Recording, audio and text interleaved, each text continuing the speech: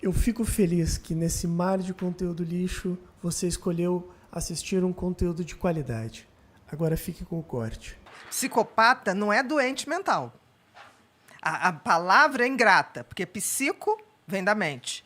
Pata, doente, né? Então seria doente mental, mas não é. O psicopata é bem diferente de todo o resto. O psicopata é aquela pessoa que nasce com o sistema límbico desconectado. O que significa isso? Ele não tem emoção, ele não tem empatia, ele não tem sentimento de culpa. É como se fosse... Parece uma combinação explosiva, assim. Principalmente a falta do sentimento de culpa, né? É, porque imagina, Total. você não tem o deitar no travesseiro e falar, putz, eu acho que o que eu fiz não foi legal. Não, vai sair pra comer um hambúrguer. Exatamente. Aconteceu agora. Aquele rapaz que matou o cara do jiu-jitsu. Sim! Descobriu-se... Você soube o que aconteceu? Descobriu que ele deu um tiro no cara... Foi pra para uma boate, outra casa foi pra uma noturna, outra casa, isso. ficou lá horas, gastou R$1,500, R$1.500, arrumou uma menina lá, foi pro motel, transou com a menina a noite inteira e depois foi para casa. Como se nada tivesse acontecido. Eles são assim. É como se fosse uma inteligência artificial. O outro não representa nada para ele. O outro é um objeto de uso que ele sempre vai usar para ter status, poder ou diversão. E se puder juntar isso tudo, melhor ainda. Não necessariamente os três de uma vez, mas ele vai querer isso. Então, psicopatia, se você for resumir, é incapacidade de amar. Tá. É de se importar com o outro. Total. Mas esse cara, ele pode só ser um cara que fica no quarto a vida dele inteira. Ele não necessariamente se torna um assassino. Não. O psicopata, ele tem leve, moderado e grave. Tá. Por exemplo, estelionatário do Tinder. Vamos lá. Ou estelionatário, qualquer. Você acha que ele não é um psicopata? Não sei. O golpista do Tinder, O você chegou a golpista. ver? Não vi. Que ele o usava filme. as moças e... Não, eu sei qual é da história e tudo Então, mais. o que acontece? O que ele faz com todas as mulheres? Ele usa, abusa e joga fora. É isso aí. E uma Isso bancando é a outra ainda. psicopatia. Né? Exatamente, um bancando o outro. Conta as histórias tristes, porque todo psicopata conta uma história triste. Né? Tipo assim, ele foi abandonado, a ex-mulher roubou e tudo mentira. E o que a gente faz quando a gente sente pena de alguém? Fica vulnerável. Quando você abre a porta da pena, você já fica, ai, coitado, vou dar uma ajuda, vou fazer isso, vou fazer aquilo. Então, a pena que você tem com pessoas assim é como se fosse um cheque em branco. Nem cheque Pix, né? Assim, a falta de amor do psicopata, ela atinge a ele também? Tipo, ele não tem amor próprio, será? Não, ele tem muito amor próprio. É. Ele tem a sensação de que quem não é psicopata é um pessoal medíocre, burro e cheio de mimimi. Então, o psicopata, por exemplo, uma pessoa que chora, vê um filho nascer, ele acha, fala, que palhaçada. Porque ele não tem esse sentimento. Ele literalmente não tem. Tá. E não é assim, não tem por mãe, não tem por pai, não tem por filhos. Ele, em geral, monta uma família para ter um álibi social, para ele galgar estruturas sociais mais sofisticadas. Então, por exemplo, médicos, a gente sabe de médicos. Eu estou falando porque no meu livro eu fiz questão de botar, não é porque é médico que é bonzinho, não é porque é pastor que é bonzinho, não é porque... nada. É juiz. É juiz. A gente tem psicopatia em todos os lugares.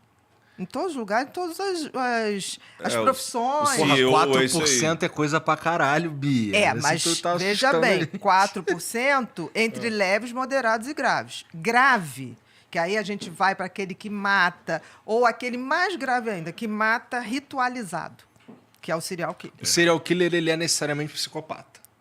Com certeza. Tá. E existem crimes que somente um psicopata pode cometer. Isso Uns é uma crimes coisa. muito cruéis, você tá falando? Total. Não tem aqueles crimes que você fala assim, caramba, quem faz isso? Um psicopata. Porque ele não tem sentimento. Foi o que ele falou. Você falou desse que assassinou o Leandro, a Suzane, né? Von Stofflen. A Suzane acabou ela que programou toda a morte dos pais, Isso. ela que orquestrou como queria que fosse, ela ficou assistindo, quase que dirigindo, né? Perfeito. O assassinato do pai e da mãe. Ela, logo depois, foi para o motel comemorar É. com o namorado, E né? 2 dias depois, ou no dia seguinte, Deu um do churrasco. enterro, deu um churrasco. Deu um churrasco. Então, é tipo assim, eles não têm... Nem nada. Eles não têm essa... o Semancol. Tá lá nos autos, o primeiro policial que chega na casa, ele fala assim, olha, com todo o tato, todo jeito... Pra não deixar ela traumatizada. Olha, seus pais estão mortos. Ela falou, e agora, o que a gente faz? Vamos pra delegacia? Chama... Você entendeu? Tipo, ela, E depois ela já queria saber da herança. Então, tipo, ela não... E pior que eles dão muita brecha. Porque como ele... Não é que ele finge, ele não sabe. Ele pensa assim. Ele nasceu assim, então ele não é um fingimento. E como não é um fingimento, ele não percebe muitas vezes essas falhas. Exatamente, porque a pra ele atitude. não é absurdo. Não precisa. O assassino da Daniela Pérez, ele encenando, né? Porque ele criou várias narrativas na época e ele testava com a imprensa, né? Então, aconteceu isso, aconteceu aquilo. Ele estava numa entrevista da Glória Maria pro Fantástico e ele falou assim, não, mas teve uma hora que eu olhei, eu tive pena. Aí a Glória, de quem? Não, da Paula. Da mulher dele. Ela ali frágil, com aquela faca, depois de ter apunhalado a outra. Aí a Glória Maria fez assim, mas você não teve pena da Dani? Aí ele falou, ela já estava morta. Olha isso. Bia, te fazer uma pergunta. Você tem essa entrevista, você falou lá, Glória Maria, É isso, é assim que eles pensam. Não é nenhuma coisa, é assim que eles pensam. Mas você acha que quando ele estava testando, isso é uma pergunta bem interessante, porque muitas vezes eu recebo as pessoas falando assim, não, foi diagnosticado com transtorno antissocial, ou borderline, ou então narcisista, ou a pessoa tem o transtorno obsessivo compulsivo. Não é estanque, né? Ou seja, depende. Por elas exemplo, podem se contaminar e podem ser coexistentes ali. Ou seja, muito difícil. Eu não posso ter ali no cluster B uma contaminação. Pô, mas peraí, Ricardo, fala português. Muito difícil. Não, mas aí eu tô fazendo a pergunta para a essa de doutora. cluster B, cara. São os transtornos de personalidade. Tá. E, por exemplo, a psicopatia é um transtorno de personalidade. Qual a diferença do transtorno de personalidade para o transtorno que não é de personalidade? Como o nome diz, transtorno de personalidade é a sua maneira de ser. Então, é uma coisa que você não ficou doente. Você sempre foi assim. Você só foi manifestando aquilo. Então, a psicopatia é um transtorno de personalidade onde você tem 100% de razão, 0 emoção. Então, é esse coisa. O cluster B, você também tem o transtorno de personalidade borderline. O borderline é o oposto. O borderline pode fazer muita besteira, mas ele faz por excesso de emoção, porque ele é 100% emoção, 0 razão. Por que esse nome Explode, por que o nome é borderline? Borderline porque é como se fosse na borda. E durante muito tempo, a gente tinha o borderline, porque o borderline ele tem uma convulsão de emoções que ele não controla. Então, ele fica entre o que a gente chamaria antigamente neurose, aquela coisa angustiada, aquela coisa num vazio. Não tem mais neurose? Não se fala. Hoje é ansiedade, despersonalização, tem outros nomes. E ele chega a um ponto que ele pode ficar tão mal que ele passa para psicose. Então, ele vive sempre muito ansioso, sempre muito com essa sensação de vazio. E quando ele chega ao desespero, ele dá uma psicotizada muito rápida. Por isso se chama borderline, a beira. Tá, né? entendi. Ficava... Quando alguém fala pra mim que X pessoa é borderline, a primeira coisa que eu penso é uma panela de pressão que pode explodir a qualquer momento. É assim que eu... Eu acho que é bem legal isso. Não tá Você tá ruim. no teto de explodir. Porque assim, o que é a característica mais importante do borderline? Uma instabilidade enorme, porque é uma pessoa que, tipo assim, primeiro que ela não consegue, como é que eu vou te dizer? Ser ela. Ela vive em função de alguém. Putz. É como se tivesse um grande vazio existencial. Então, essas pessoas desenvolvem dependência afetiva pelo outro. E aí, elas começam um desespero para não perder o outro, porque perder o outro é se perder. E aí, o que acontece? Elas vão ao desespero. No desespero, por exemplo, geralmente ocorre quando termina algum relacionamento. Aí elas começam obsessivamente querer aquele relacionamento, recuperar. Aí é um cara que tatua o nome no rosto de outra pessoa. Exatamente. Entendi. Não, o que tatua nem tanto, é mais Obsessão. É mais obsessão. Mas, por exemplo, o borderline é aquele que, tipo assim, vai fazer escândalo na porta da pessoa. Vai até se colocar em risco. Vai se colocar em risco, vai... Eu tinha uma paciente que ela entrou pelo prédio do ex, com carro blindado. A portaria foi abaixo. Meu Deus. E eu descrevo isso até no livro Mentes que Amam Demais, que é sobre borderline. E aí foi tão interessante que eu estava correndo na praia, isso era véspera de um Natal.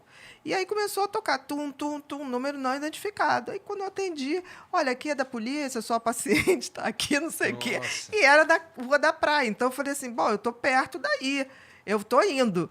Aí cheguei lá, ela estava presa por 6 homens e ela num ataque de fúria. Fúria. E eu falava assim, calma, o que está acontecendo? Não, não aconteceu nada, eu só queria trazer o presente de Natal pro fulano. Que jeito. Mas o fulano não me atendeu! O fulano não me atendeu. Eu preciso entregar isso pra Eu ele! falei, não, porque ele está com a atual namorada. Nossa! E ele tem direito de não atender. Aí ela, o quê? Eu falei, ele está. Aí ela disparou, eu falei, calma, não tem jeito, você não vai entrar. Não tem condições, isso acontece. Levamos para casa, teve que ir na polícia, desacato e tá.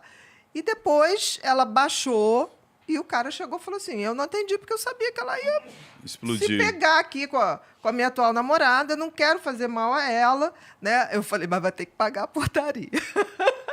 Legal, a gente deu uma Cara, barrigada, só porque aquele assunto é tão importante. O assassino, eu vi que você não quer falar o Sim. nome dele. Não dou ibope. É isso. O assassino da Daniela Aham. estava conversando com a Glória Maria e dando várias versões. Então, às vezes, Isso. então vamos voltar para esse ponto, porque tem muita coisa para contar desse caso. Pode ser assim? Claro, você viu. Porque a Vocês gente deu uma viram barrigada aí o pro documentário? Pacto Brutal, É. participei. É? É. Eu não assisti ainda. Vale a cara. pena.